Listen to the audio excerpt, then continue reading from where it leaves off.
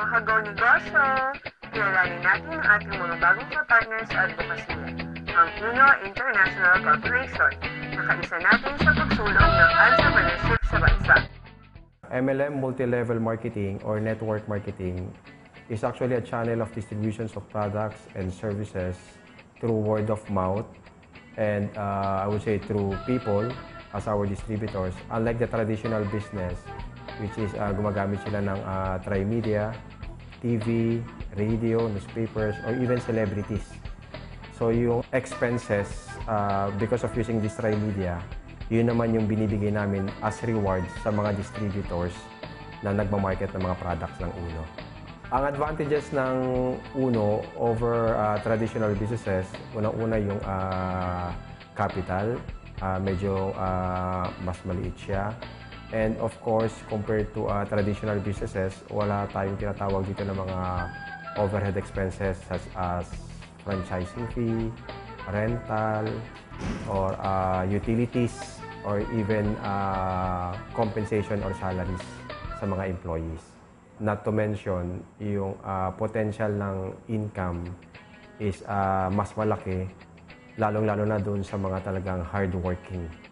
Kasi yung overhead expenses na supposedly binabayaran nila sa rental, sa franchising fee, is nawawala na yon. Kaya yung profit nila is nagiging mas malaki.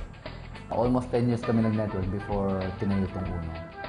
So kaya lang may mga sad experiences kami sa mga nasalihan namin kasi after 1 year, 2 years, nagsasara na yung mga companies na nasalihan namin. Bilib na bilib kami sa konsepto ng network marketing, kaya lang wala na yung tiwala namin sa ibang company. Since kami naman lagi yung top leader ng company sinalihan namin, we decided to put up our own na lang. So more on accidental tong Uno.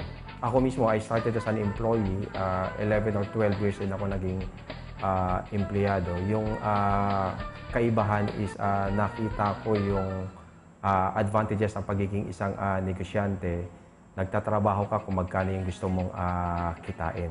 Yung mga parents namin talaga, ini-encourage kami, bata pa kami na mag-aaral ka mabuti, no? Para malaman mo yung in and out, no? Paninegosyo ka.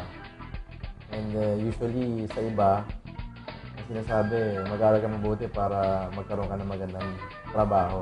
Objective namin, yung kami kasi galing din kami sa wala, no? Tapos gumanda yung buhay namin dahil sa network marketing. Yun ang objective namin, tinayo namin Uno para ituloy yung yung advocacy na yun. Ang vision namin dito sa company, to become number 1 sa country natin, di ba? Yun ang una, which is na-achieve na natin. So ang next namin, to become number 1 sa buong mundo naman. In 5 years of operations, we have more or less 100 branches nationwide. We also have international branches such as in Hong Kong and in Macau.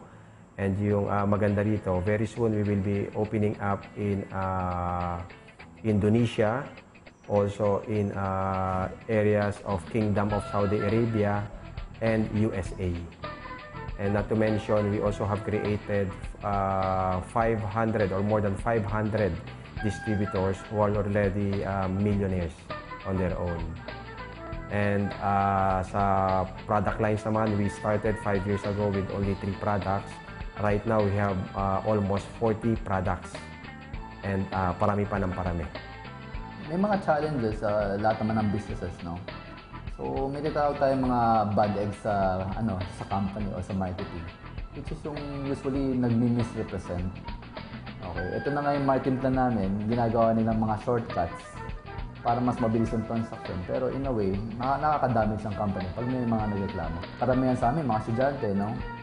So, yung iba, maganda yung ginagawa nila kasi imbis na tumambay, imbis na magbisyo or drugs or mag-uminom lang ng buong hapon, at least, productive sila dahil ginagawa nila Uno. Pero meron naman iba na sinashortcut na naman, sasabihin sa mga estudyante na wag na mag-enroll, yung enrollment fee, i-join mo na ng Uno at mag-focus na sa Uno. Which is talagang hindi namin pinapayagan yun kasi yung long-term effect nun, magagalit yung mga social community like yung mga parents, religious group kasi hindi namin tinotolerate. Actually, may mga award kami na pag tumaas yung grades mo at kumita ka dito, may mga awards ka matatanggap. Yung future plans namin na siyempre, improve lahat from products. Hindi kami titigil hanggat hindi makompleto yung lineup niya na halos lahat ng basic commodities sa bahay magkakaroon kami. Tapos pangalawa, yung mga office natin, siyempre palalaki natin lahat yan halos kasi hindi na nga magkasya from head offices hanggang sa mga business centers namin nationwide at worldwide. Tapos, yun nga, yung nakaraan lang, na-certify tayo na ISO certified kasi gusto natin yung company natin, yung management globally standard. At marami pa, tapos next na ano namin, ma-awardan na sa super brands or trusted brand. Regarding Manny Pacquiao, he started as a distributor. Distributor siya, no? Ng Uno mismo, nakita niya yung ganda ng negosyo ng Uno mismo. And then right after that, we requested for a meeting with him. And during that meeting, we find out that we have the same passion. Yung passion na tumulong sa kapwa Pilipino, sa mga kababayan natin na mabigyan ng magandang negosyo. Hindi lang niya mismo tinutulungan yung negosyo ng Uno, kung hindi ikinakampaign niya pa yung Uno sa lahat ng mga kababayan natin sa buong mundo. Yung maganda rito sa Uno is ang ibinibigay sa iyo hindi employment, ang in-offer sa iyo is actually a business. Wala kang boss dito, gigising ka kung anong oras gusto mong gumising, pupunta ka kung saan gusto mong pumunta, kakausapin mo kung sino gusto mong kausapin, kikilos ka kung magkano yung gusto mong kitain. Sa mga ka-go negosyo natin dyan, ang advice lang ko lang sa inyo, pag magninegosyo kayo, kailangan talagang pag-aralan nyo mabuti. Kailangan hands-on kayo, tutok kayo sa negosyo nyo.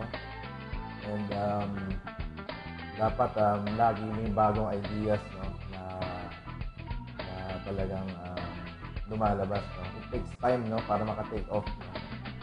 So, pero definitely, pag alam mo ginagawa mo, maging successful. No? Kung meron kang alam na traditional business at meron kang kapital, you go for it. Pero kung wala kang kapital and yet gusto mong maging financially stable, subukan nyo ho yung negosyo ng Uno.